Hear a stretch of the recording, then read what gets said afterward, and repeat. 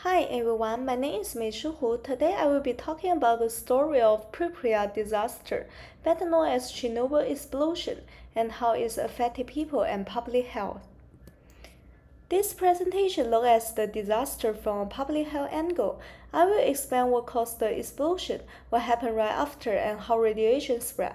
Then we will look at cancer risk, the cleanup response, and more importantly, the lesson we can learn about disaster preparedness and quick response.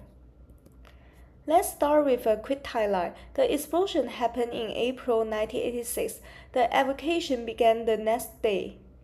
Cleanup efforts last for decades and the site remains dangerous today. There were also new safety concerns in 2022 and even a drone strike in 2025. The Chernobyl power plant was located in northern Ukraine. Reactor 4 exploded during a test because of desired fault. The reactors used a system that made it unstable at a low power. When workers insert the controls room, the sudden power spike caused a huge explosion. 2 workers died instantly, and fire burned for 10 days. Within this, 28 more people, they are mainly firemen, died from the radiation signal. The explosion released radioactive particles like iodine and cesium that spread across Ukraine, Belarus, and Russia was hit hardest. Both iodine 131 and cesium 137 have significant impacts on human health when explosions occurs. This chart shows how radiation changes over time.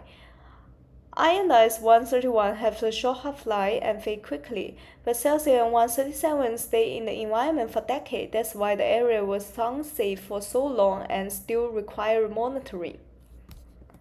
This bar chart shows the type of radioactive materials released during the explosion. Iodine 131 caused a rise in thyroid cancer, especially in children. Cesium 137 entered the soil and food chains and it stayed around for decades. Xenon gas, which is a noble gas, spread widely through the atmosphere. In fact, nearly all of it was released. But it has short-term effects because it decays quickly.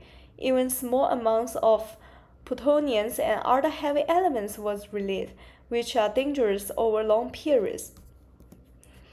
To help you understand the risk, here how Chernobyl compares to everyday radiation.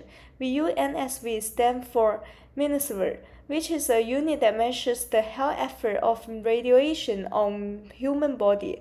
A chest X-ray is about 0.01 millisievert. Pripyat in 1986 have about 1.5 millisievert. The plant rooftop was 50,000 millisievert, extremely deadly. The cores reached 300,000 millisievert, causing death immediately.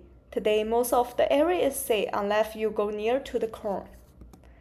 Pripyat 49,000 residents was evacuated 36 hours after the explosion, but it was too late for some people. Over 300,000 people was relocated in the next few years. Some returned to their home illegally.